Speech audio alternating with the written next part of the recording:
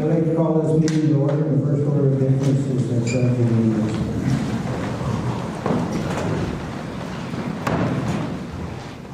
Pledge allegiance to the flag of the United States of America and to the republic for which it stands, one nation, under God, indivisible, with liberty and justice for all.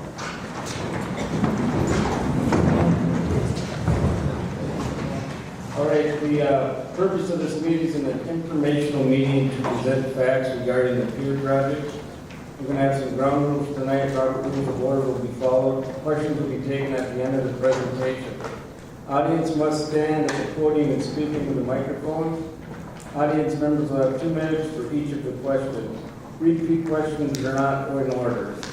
So tonight we're going to start with the draft operational plan presentation.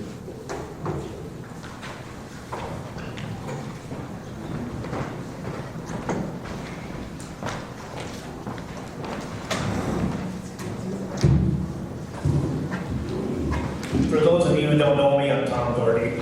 I'm the chairman of the steering committee. And the first thing I wanted to do tonight is read an opening statement.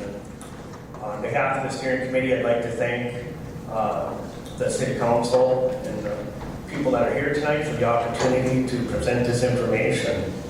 And before I discuss the operational draft, I'd like to clear the air on one thing. And that is the fact that not at any given time while we've been doing this was it ever my intention or our family's intention to move any part of our operation to Ranier or make our a primary destination for our houseboats. There was some confusion created in the beginning with the pot of money that we were after. It was called a big grant, and include in that narrative, it was you had to specifically target boats that were 26 feet or larger. So that's why that confusion was created, and it kind of continues to rumble on in the community, and I'd like it to be reflected on the record that that was never our intention, and never will be. The sole reason that this project was brought forward was to provide better access to Ranier for all types of watercraft. And not only access for watercraft, but to provide access for those without boats and without the ability to access our crown jewel, that being Rainy Lake. Over the years, I've been fortunate to visit a lot of different areas throughout the country. I always gravitate to waterfront communities and see what they have. I've seen some beautiful places, beautiful venues where you can, large piers that people gather on, venues where you can have outdoor concert gathering, and other things like awesome recreational trails that connect communities. These are all things that attract people from all walks of life. They attract people to our communities to visit, accept employment, live, attend our schools, and more importantly, contribute to our tax base. And I sincerely apologize if this has created any ill will between any families or friends, and I certainly hope that after we hear some of this information tonight, we can all move forward together. With that, I'll move into our draft operational plan, which was one of our marching orders from the conditional use meeting that was held on March 14th. And for everybody's information, the steering committee has met 3 times since the 14th. We met here as a group, and we did this draft operational plan. We also were involved in, participated in a call with the engineering firm, the DNR, and the Army Corps of Engineers. It was a pre-permitting meeting, and then we all listened in to see what they had to say and hear what was coming before us. But jumping into the operational plan, I think there was copies up there. Did everybody grab one? Had a chance to read it? On the plan, you can see there's 2 28-foot slips. Those are near shore, the closest to shore. One of those particular slips is going to be reserved for handicapped access only. And it'll have a lift on it similar to a Hoyer lift with a hydraulic cylinder. so you can load handicapped individuals and unload them into boats if necessary. That's something that I think is really lacking in our area, is the access for the unfortunate. You know, you can get them out into the park. You know, the park has all these clear lifts out on their docks, but there's probably only one spot out at the visitor center where you can actually get them into a boat out there. It would certainly be nice to have something like that here, and that the dock is handicapped accessible from the get-go. The types of vessels that we're looking at here, we have them defined. The houseboat definition is a motorboat that either has a pontoon or flat bottom hull configuration with a permanent closed superstructure that houses at a minimum built-in sleeping, cooking, and toilet facilities. Sailboats and cabin cruisers, other boats with sleeping accommodations, and then your general recreational boats without sleeping accommodations. The length of stay and number of rental slips. One slip will be available for houseboat rental. The length of stay is limited to 72 hours. 6 slips will be available for overnight rentals. Cabin cruisers, sailboats can rent those slips for up to 72 hours. The recreational boaters can rent the slips for up to 7 nights. As I outlined before, one slip will be dedicated for handicapped accessibility with a handicapped lift. The hours of operation are 24 hours with specific overnight docking hours from 5 p.m. till 10 a.m. Day docking is free for the general public. Overnight docking, slip rental reservations for overnight docking should be made within 48 hours in advance. That's our recommendation. That was the consensus of all of these were a consensus of the steering committee. The reservation method that we're suggesting be used is called Snag-a-Slip. It's an app on your phone. If you've all been to Duluth and you go and reserve a parking spot in Duluth, you basically do it on your phone now. That's how this would be accomplished. The renter would pay the fee on top of the slip rental would go directly to the Snag-a-Slip folks. So when they rent a slip, if they're going to stay overnight, they can put their length of stay up to 3 days, and then right from the drop-down menu, they can select what type of power they can connect. They want to connect to if they need to, whether it's just 20 amp, 30 amp, or 50 amp, and they'd be charged accordingly for that. The dock would be available for special events, such as weddings or anything of that nature. The renter would be required to have general liability insurance similar to what you do here in the hall, and also dram shop liquor liability. The rental fee would be $500. Annual estimates of fees generated based on a 100-day season at 50% occupancy. We came up with $5,000 for houseboat rentals, $2,250 for sailboat cabin cruisers, and $5,000 in recreational boat rentals. That's at a 50% occupancy rate. The expenses, we all divided this up and worked on it and came up with the following. And this estimate of power is based on the dock that we have at Rainy Lake Houseboats that we built last year, and it has 16 boats on it, and it's occupied 100% of the time. And based on the power usage there at 100%, the power bill was $1,925. And that was 16 houseboats ranging from 28 to 72 feet in length. Most are equipped with air conditioning, water heaters, ranges, and other household appliances. If we take half of that, if we are lucky enough to rent that many slips and be that busy, our estimated power bill here at the dock would come up with $950 annually. But keep in mind, the bulk of that would be reimbursed through the slip rental. The lights on the dock, the average cost of those is $4.80 a month. for each light bulb. There's 12 on the top. Annual maintenance is estimated to be at the beginning and end of the season. The public works staff, it's estimated, would have an 8-hour day to connect and disconnect the floating docks. And that's something that would be done. You disconnect them after the ice storm, and then of course connect them after thawed out. Periodic inspection of the dock and the gangway attachments. Trash removal be done by the public works staff on a daily basis. Seasonal power washing of the floating docks and gangways. Rule enforcement. We're going to write a letter asking for support from the Couchiching County Sheriff and consider dedicating a slip for law enforcement, especially during special events. Compliance with city ordinances, quiet time from dusk to dawn, no fireworks allowed unless with the city permission or during a special event. And specific dock rules, no fish cleaning, or other specific dock rules can be developed as time goes on.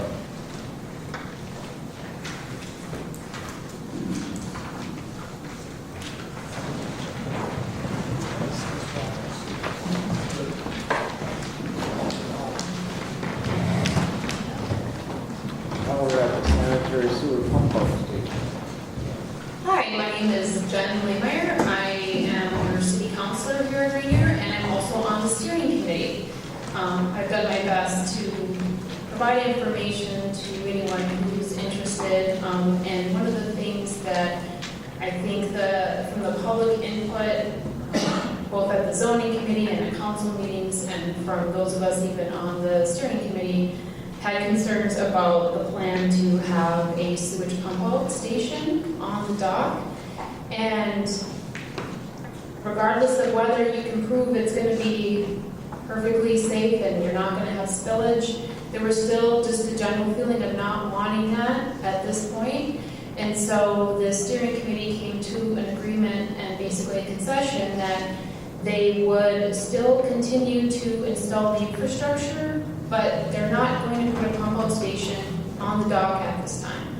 I think that was really valuable, and it was also something that was hard won and hard fought because, you know, I grew up here in this bay, and I think we have a gem of a beach, and we should be very conservative in how we just treat it and assume that everything will work fine. So there may be a determination in the future that maybe this is something we should have here, and maybe even with some of the environmental work that may or may not be done for this project, we can even rest even more assured that, you know, we don't have as much to worry and for risks at that. So for now, I think that would be considered a win for anyone who came and shared their thoughts and feelings about that. And the steering committee heard you, and the council hears you, and so that's one of the wins. I know even some of the different residents that I've spoken with is that they were very concerned about that part of the project, but they wanted the project. So everyone has their own few parts that they do or don't, they're worried about, but this is one of the main ones that we were able to come to an agreement on. And it's my goal, and that I assume the rest of the steering committee and the council in general to maintain that honor and that promise that that's removed from the table, and we won't be dealing with that currently.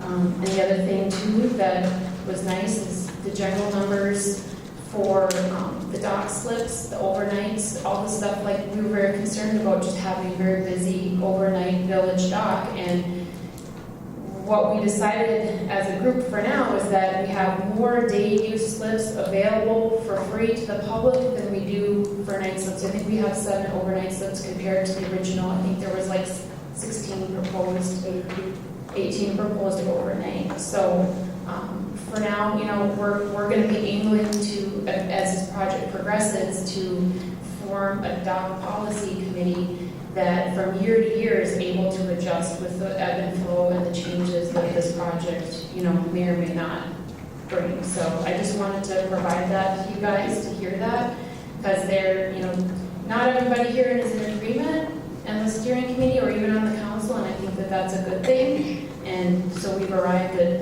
what I feel like is a good start in terms of that part of the project. Thank you.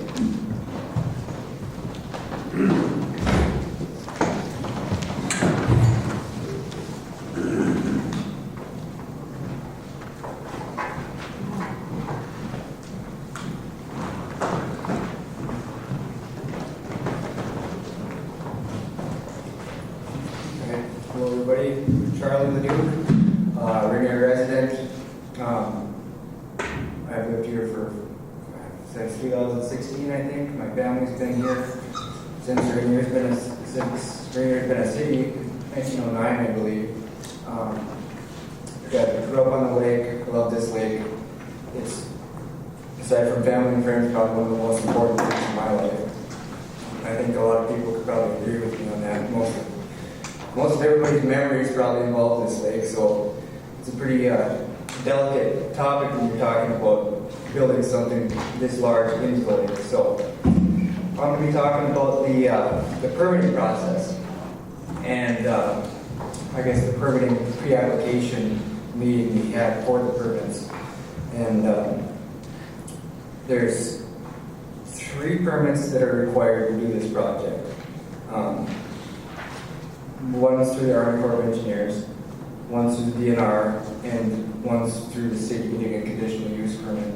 I believe the DNR permit is contingent on getting a conditional use permit. Basically, so what we did last, on March 22nd, it was a Friday, we sat in my ComSat on a meeting with the Army Corps, SEH, the engineering consultants we have, DNR, Army Corps, and most of us on the steering committee, I believe, were in on the call, and we were all welcome to chime in if we wanted to, but most of it was the agencies talking about what's required on these permits and what they're looking for answers. And some of the things that they mentioned that need to be thought about. Like these aren't just permits that you hand in and they decide on in a day. These are comprehensive, extensive permits that they put a lot of thought and deliberation, and they also they take into consideration the public, everybody here, their comments and concerns about these projects. Some of the things that they did talk about were how our impacts, or how are we going to minimize our impacts to this project. Basically, it's an alternatives analysis where 1 being do nothing, 2 being build whatever we want, and 3 being how do we build this that fits our overall goal, yet not hurt the environment or hurt people or property. So that was one thing. A couple other things were sedimentation concerns and what measures have been taken into consideration there. It's a long dock and it's going to be sticking out. So throughout this permitting process, these are the questions that our engineering consultants are going to have to answer with justifications from an engineering standpoint and from a practicality standpoint. Another thing was ice damage. What kind of engineering justifications do we have for the break wall? And they want more soil and bedrock info. They want more info on aquatic resource impacts, and just the size in general. Why they want to know why we've came to this. They want to figure out why we've decided on our size and layout. And then finally, the big one, the EAW. It's been a kind of a hot topic around here for some of us. And I'm just going to read to you what an EAW is. An environmental assessment worksheet, which is an EAW, is a brief document designed to lay out the basic facts of a project necessary to determine if an environmental impact statement is required for the proposed project. In addition to the legal purpose of the EAW determining the needs for the EIS, the EAW provides permit information, informs the public about the project, and helps identify ways to protect the environment. The EAW is not meant to approve or deny a project, but it's basically just a tool and a source of information to guide other approvals and permanent decisions. So like I said, it's been kind of a hot topic because, I mean, it's a sensitive topic for me because I owe my life to this. Like, I wouldn't be here without it. I mean, I'd be here physically, but I wouldn't be here mentally without it. So there's mandatory DAWs and then there's discretionary DAWs. We're sitting right on the brink of, we're kind of somewhere in the gray area in between as of right now. Today, our city council has elected not to engage in EAW. And for a mandatory EAW to take place, I'll just review that. And I think that if anybody was at the zoning meeting, I think this was also read. It's from the Minnesota Rules 4410.4300. Subpart 25. For construction of or expansion of a marina or harbor that results in 20,000 square feet or more square feet total, or 20,000 or more square foot increase to water surface area, used temporarily or permanently for docks, docking, maneuvering of watercraft, and the local government's RGU. The key thing to that, when I look at that, is the statement of maneuvering of watercraft. It's kind of a gray area. There is no guidelines on how you measure that.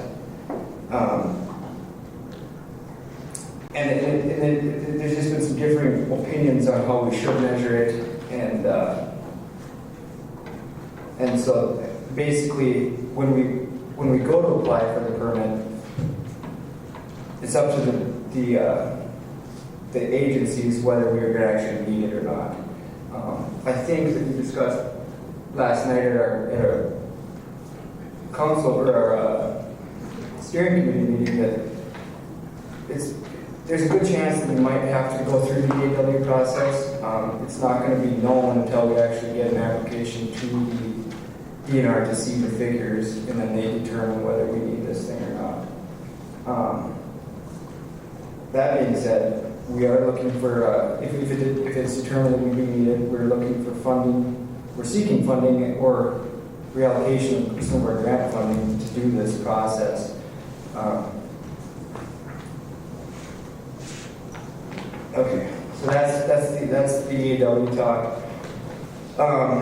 Currently, right now, we've submitted an application to the Army Corps. It's not complete yet, so it's not been. They accept. So what happens with the Army Corps? I actually pulled. If anybody wants to search on Google U.S. Army Corps of Engineers permitting process information. It gives you a whole list of what the process actually is. I'm not gonna. It's several pages of it, so I'm not gonna read it all to you right now. A lot of technical stuff, but basically, what happens is they accept you submit the application, they look at it, they decide if all the required information has been submitted. If it hasn't, that's where we're at right now. They're looking for more information from us to deem it complete. When it is complete, there's going to be a public notice period where they notify adjacent landowners, the public, every agency under the sun, sub-agency, and they're going to be asking for comments and concerns from them. They're going to then gather up all those comments, look at them, assess them, and they're likely going to recommend that we address these comments, or the engineers or the city council. Somebody's going to address the comments. The comment period, and the DNR permit is similar, but I don't have the exact criteria for that. But there is a time frame for these public comment periods, and Army Corps is 15 to 30 days once the period is open, so everybody is is welcome to chime in, good, bad, indifferent, any which way you want. And then once the time period is closed, the agencies are going to review all the comments, like I said, and then they're likely, from my experience, going to have more questions themselves that need to be answered. So this is not, this is a very, I wouldn't say a long process, but it's a very back and forth deal with them. It's not just a one thing and it's approved or not. It's a working document that keeps getting built as answers get, their questions get answered. And then they might have a public hearing themselves. And then I guess at the end of the day, if everything goes well and they deem this project can take place successfully without doing unmitigated or substantial damage to or harm to the environment, people, or property, that they can issue the permits and then we can move on and build their project. A lot of times what I've seen in these things is some of their comments are I mean, they're engineers, they're experts, they like to get their finger in and kind of, you know, they like to have a say in things themselves. So I've never seen a permit as it's been proposed actually be the final product.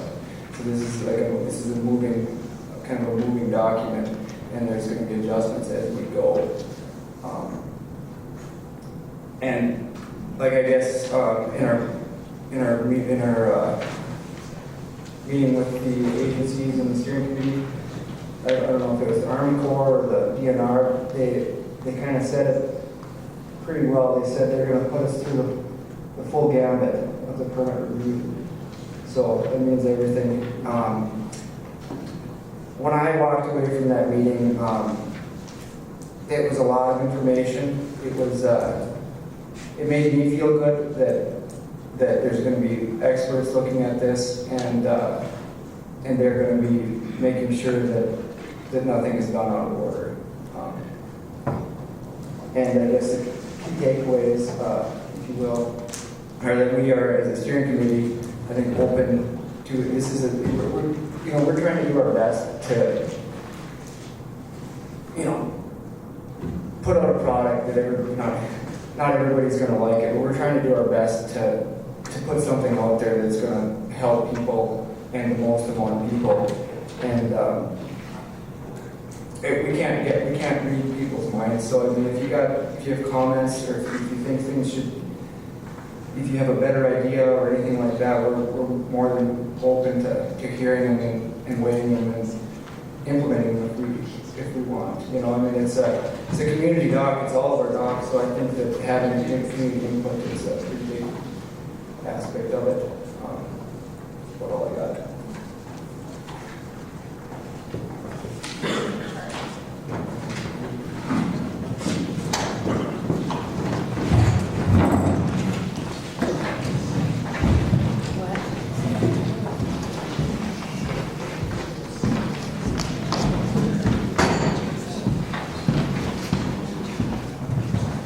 I believe I'm going to be the last one speaking for the committee here.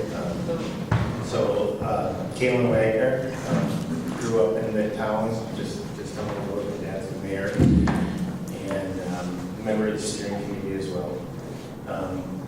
They asked me to speak a little bit about the construction process of how everything moves forward in sequence, because there has been discussion on, why don't we have the color selected for this, or the lights selected, or some of the finer details, and explaining through the construction process will hopefully tell you guys that we are following the standards, procedures with how these projects are procured, engineered, designed, and constructed. And what's very important to recognize on these projects is to become a final design, you need to know a budget. And you don't know your budget until you have bids that go out. So a comment that was brought up earlier is the 90% design on the plans. the reasoning for them not being 100% complete in final designs specifically taken is because exactly what Charlie was just talking about. We have to get to a well-completed set, but after that, what happens is the Army Corps of Engineers, the Minnesota DNR, they all evaluate our engineering, they evaluate the hydrology, they evaluate all this design, and they will potentially make recommendations that affect the environment in a positive way. You know, they want to make sure that the design has the least impact.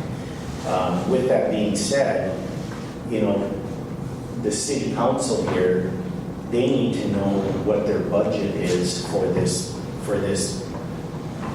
dock in order to move forward. So through this process that we've been doing, designing and then engineering and then putting this project out for proposals, then assures the council that they have specific funding and the reserves to meet the budget. From there will be permit changes that might require bin walls to be changed or different things to be tweaked, which the engineering firms do that.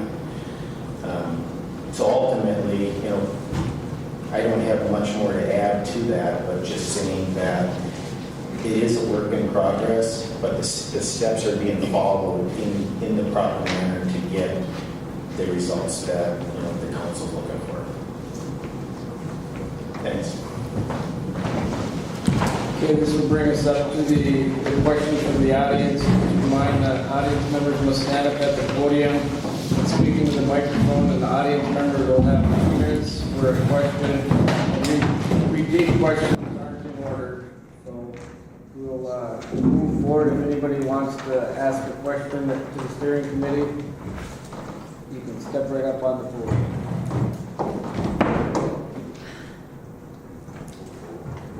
Right.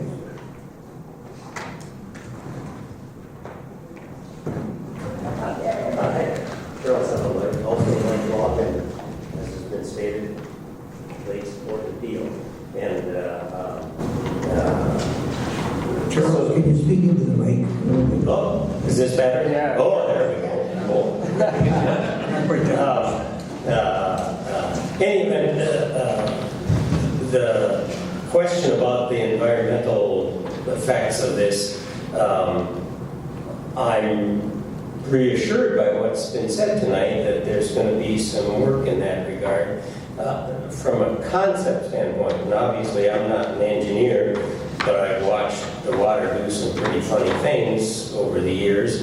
And if you just envision going 250 feet out from the dock and building a 200-foot breakwater, how do we know it's not going to fill in with a sandbar? Or conversely, how do we know it's not going to rush behind and eat away at our shore? And so I'm really happy to hear that there will be some hydrology work done, because I'm sure not ready to guess. You know, I can tell you that having spent a lot of time in the water on the shoreline here, to the west of the dock, the current's always going to the bridge. To the east of the dock, where I've also spent lots of time, there's plenty of time where the current is going back towards the beach.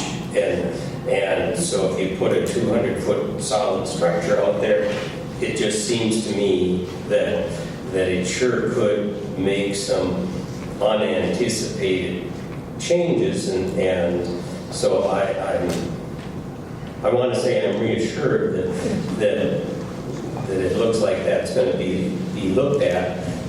And I also, I think it's been mentioned, but just you folks have worked really hard. I can't begin to think about the amount of work that's been done already, because this idea of applying for grants and trying to put an idea together, and then as we are now, kind of trying to actually pin it down a little bit more. But anyway, so my main comment is I'm real anxious that you continue to pursue a thorough review. Now, that being said, I mean, I'm plenty aware of. Mr. Hellaway, we gotta start moving along. I understand that you're saying, and you have heard that we're gonna be doing some studies and stuff through the DNR and, And so my- Piers, but 2 minutes is, My question then would just be, how are we going to keep the public kind of appraised as to how these studies are progressing? I just wonder. I believe the applications are going to be, they're definitely going to be open to the public during the public review process. And as far as correspondence, is concerned, the Army Corps, I mean, I think that I'm pretty sure that we can submit or post it somewhere. If not, the FOIA Act from the Freedom of Information Act is always another avenue. It's probably a little more cumbersome, and I think that it'd be easier just to have it posted somewhere. But that's something that we would have to figure out a way to do. Charlie, would it be possible that you guys come in front of the city council at least once every 3 months as this thing starts getting off the ground to keep the city of Ranier I would abreast? say once we get information coming, we can present that information again. But Yeah, it's a work in progress, and now we have to wait for the permit. Well, I understand that, but there's things that can come up, and, you know, and things like that, and things that are, even the littlest things, even if it's just something that we can share at the meeting, even if it's on paper, because, you know, we want to kind of keep our community abreast as to how things are moving along, and I just think once every 3 months is not asking a whole lot. I'm sure we can. I don't think, I'm not the boss of this thing, so I'm more than happy to share anything I know, but I think that we could probably come together and figure out a schedule for. You know, and whatever's released to us that is something that we can put out to the public, I fully support transparency, and for those of you who don't utilize social media as much may not benefit, but I do try to share those things, and if you're curious, you can always reach out to one of us and we'll spend time talking to you. We have no problem doing that, so. Thanks very much, really appreciate you. I'd like to comment on that a little bit. Monetization of these projects as they go along. We got Corps of Engineer projects going right now, and they're continually monitored both by the agencies, you know, Corps of Engineer, DNR, our engineering firm. So there's a lot of monetization going on all the time, continually. And if we see anything that looks adversely, they usually jump on it right away. They'll make a recommendation, and we correct it. But it is like, you know, we're all in this together. We don't want something, build something that's going to be adverse to the public here in the city of Ranier. So if something does show up, then we're going to try to address it after we hear a recommendation from one of the agencies or our own engineer. And offices, besides the agencies and the engineering, we do have public. You could have the most they watch it as much as anybody. So monetization, that's the key to this project.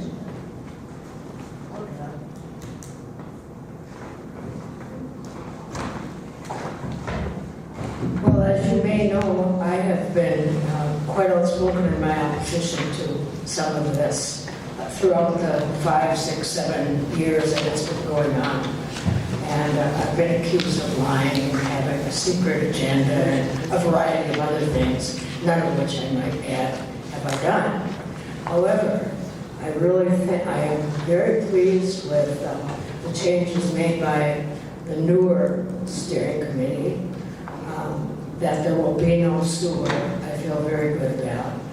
I would expect that when the money all comes out, that it'll be smaller than it currently is. I spent a few hours today reviewing all my stack of documents that I have at home about all of this. And I might say, Tom, everything that, you said that it was just for the big committee that they had the 18 houseboats, but every proposal that went to the LCCMR from 2019, 2020, 2021, 2022, all included the 18 houseboats. So that wasn't misinformation. The thing, I'm very pleased with what Charlie said. I feel very assured that the powers that be, the people who really know something, will be able to do something. I did also review the environmental assessment workshop information that I had when I was reviewing documents. And I will say that it does seem that even though the council voted 4-1 against not doing this, that it would be in our best interest to do this. Thank you very much. Thank you. Anybody else? Anything on design, color? Motion to adjourn. Can we ask a question with the, I'm sorry, County Karate? I grew up on the lake here too, so I really love it here, whatever. Okay, on the fingers that you have there, it says that you have to have a boat to come and fill out. You do that twice a year then? What's planned, yeah. Okay, is that how expensive is that? Because you're only calling for what, $15,000 a year for? Our public, it sounds like our public works, if that's something that they're gonna be able to do. Rent a boat and then come lift them out, and then you got to store Well, them? they're not lifted out, correct? No, disconnected. They're disconnected. Oh, okay, I read on here that they were lifted, that they have a boat that comes. No, they get disconnected. They get disconnected. It was a conversation that the steering committee had with Nick Hagan, our public works guy, to just discuss what would be expected, what he foresaw for time commitment and effort. And so that's sort of where we got that from. Okay. Yeah. And then with the grant that you got, you can't have a profit with that. So if it is really popular and there's lots of money being generated down there, does that money get reinvested as putting in like gas or So we buildings or have bigger? deferred maintenance fund. So if something Directly to happens, the dog. It can't be used for anything else but Can't be the dog. anything used but the pier. So anything that's extra that would go So if into it's a huge offsetting. amount of money, then you just reinvest it in that pier. whether We it's have a some- fund like we do for roads and. Right, right. So Specifically. can it just get so big and then you gotta do something? I mean, if with it or gets can too just- big, you give some of that, aren't we supposed to give that back to LCCMR, I believe? If it's more than our maintenance, or I don't know how they determine that, but it's basically, the city is not supposed to make money on it. It's supposed to, we're supposed to figure out how to make enough to maintain and promote its long life, basically. Right, Yeah. right. So it doesn't help our community at all for, that's, so if it doesn't be successful and it loses money, then we are responsible as taxpayers for making up for I that. would imagine so. So really, it's not like a win-win or, I don't know. It just seems like, you know, if you were planning on having a marina from the very beginning, to apply for grants that makes it harder for the city to benefit from being successful, because you would want it successful, why else build it? The other thing, though, to keep in mind about that is when you have strict guidelines that you have to follow, Right. you're less likely to fall into the pits and traps of special interest, and that it Right. remains as a public use dock and not just for those who can Right. pay the ostentatious amount of money that we would demand to park a houseboat up there for 14 days or whatever, you know, you would do. How come, you know, it seems like it's really a low price for people to stay there. Are you trying to keep the prices low so we don't build up that big of a, I don't know, I don't understand. I think the consensus was just that we wanted to stay conservative, and that dock policy group that it is our goal to put together Right. is to people would have input in that, based on demand, based Okay. on youth, all that Does it stuff. seem like it was really a low price for them to stay there? And does that price include your, well, it says, I can't imagine you having building infrastructure down there, like the coop thing, whatever you call that, and not use it. You know, that seems like a bunch of wasted money on that. We have a So- comment from one of the student committees ready to answer that. I think one of the things that we talked about, I don't know if we discussed it, we definitely discussed it last night in our steering committee meeting, is that the operational plan, we intentionally put the big draft on there because it's a work in progress. Right, okay. And it's likely, like Jen said, once we get our, would you call it, the assembly Right. committee for the operations, Right. you know, things are going to be adjusted. Because it seems like a lot of things going on down there for the money part of it wise, and then if it's not successful, then we're the ones that are going to be responsible for it. And if it is successful, then we don't end up having the rewards of it all, you know, except for a little bit of money on the tax part of it, and blah, blah, blah. Yeah, I think you're missing the point here. And the idea is that we cannot generate income on its own, but there's going to be multiple benefits to the community as access is multiple things. So to say there's no benefit or we're going to lose money, we're going to have the ability to charge what's necessary to take care of maintenance. We can't adjust a profit from charging too much. I think we can build enough to build a reserve account, but you know, there's multiple benefits that would be recognized. It's just other weird than for being a business, you know, Yeah, that's that work in progress part to figure that out. Right, it just seems like, you know, what kind of business, and like not being a big thinker here, but, you know, it just seems like to invest in a business or having a community, especially a size of community like us, to have such a big thing down there. And really, I don't think people at French Edition is going to really reap the rewards of it, or, you know, I just feel that it's, oh,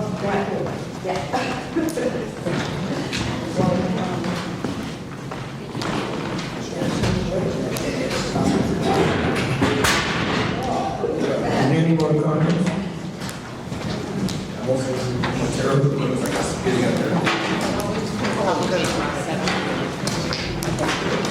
Dude, I only have stitches. I'm going to say you can raise your hand, and then you get the full. So I don't have a question for the steering committee, but I do have a great appreciation for what you guys have done. My name is Craig McKenzie. I did grow up here. My wife did. She grew up in the Falls.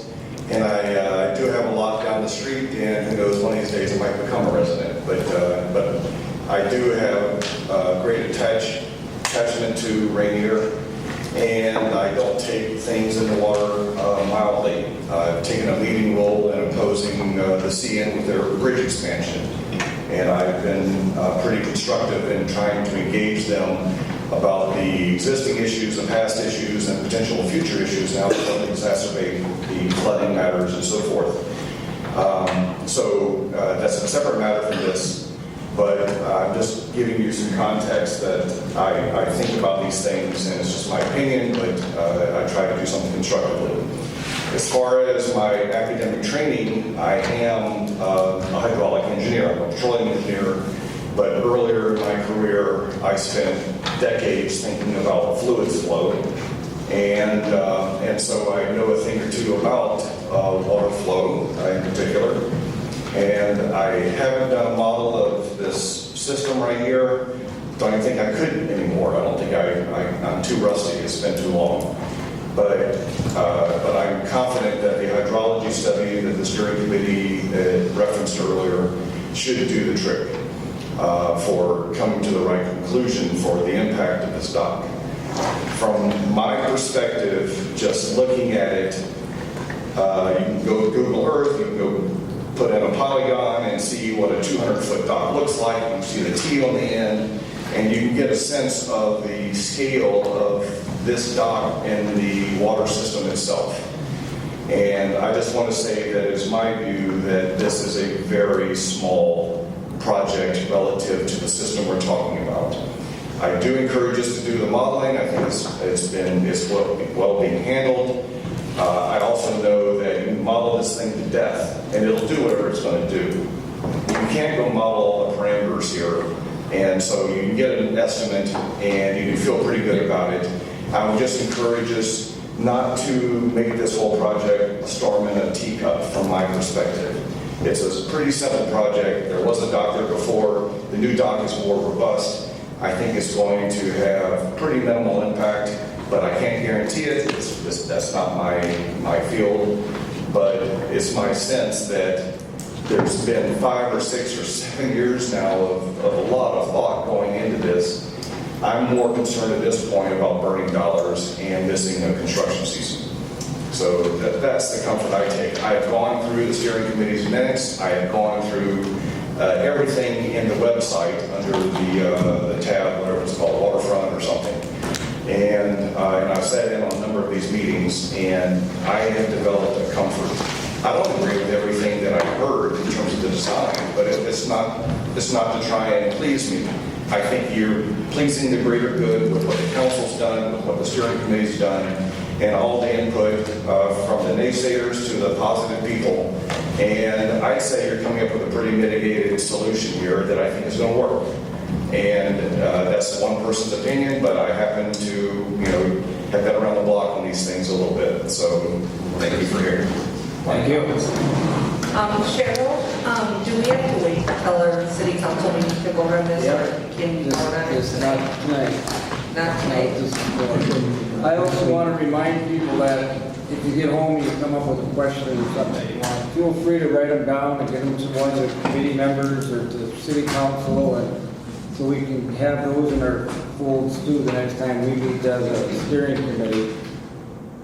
So that's all we got.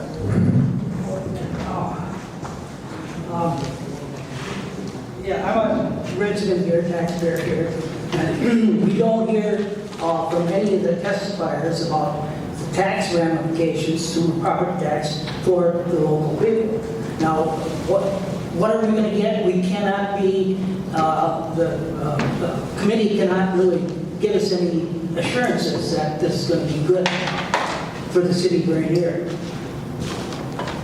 And I don't know, I haven't heard anything about the EAWs, and that was just kind of glossed over right at the beginning of this process.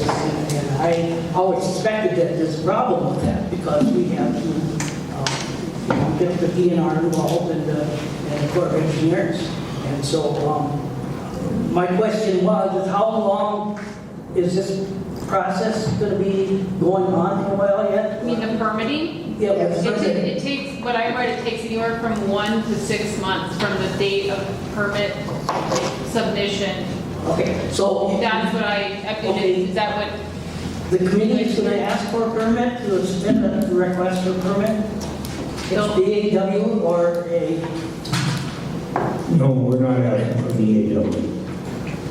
The permitting may determine, the entities that look at the permit application, they will determine at this point whether one is done or not, based on the square footage of the project and what they see as potential issues. And who are the people you go to for that, the request to continue the project? Corps of Engineers and DNR, right? Army Corps of Engineers and the DNR. Yeah, they're the ones that we have to give permits to, and then they're going to do their study, and then they might It's say, not we got to do 4 it. months, either for the EAW. It's what? It's not 1 to 4 months. I mean, it's probably 1 to 4 years. For EAW? Yeah. That's not what they're saying. Pardon? The EAW can take anywhere from 6 to 12 months. That's what that's what they're saying currently. Yeah. Okay. Those agencies are saying that. All right, but Yeah. my thing is that we're going to be going on with this for a while yet. Have you ever thought about the referendum? See, I mean, I think that there's a lot of people opposed to this project, because I don't think it studies it. I mean,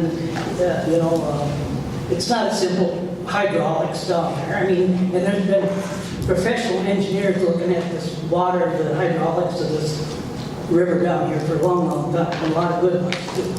And so you know, once you get into the process for the permits, it might be a while. Yes, no, we'll take time. This is So, not we gonna haven't rushed through on this thing, that's what I'm worried about. Things No, might because get- They can't. we've got extensions, right? There were our grants are on the verge of being extended, so because, based on what happens with permitting, construction looks likely to potentially occur in the spring of 2025, but don't quote me on that necessarily yet, because there's still some things that are come to light, but that's why we asked for the extension, because the permitting process can be longer and arduous depending on what they ask for.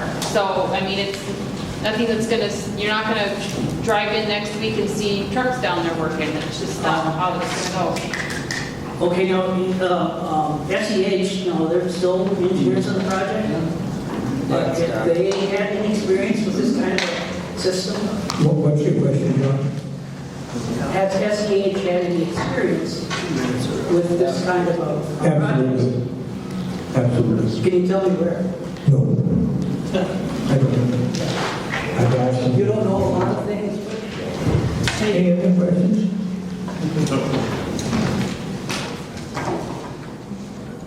Motion to adjourn. Second. We have a motion, second, all in favor? Aye. Opposed? So carried. Thank you.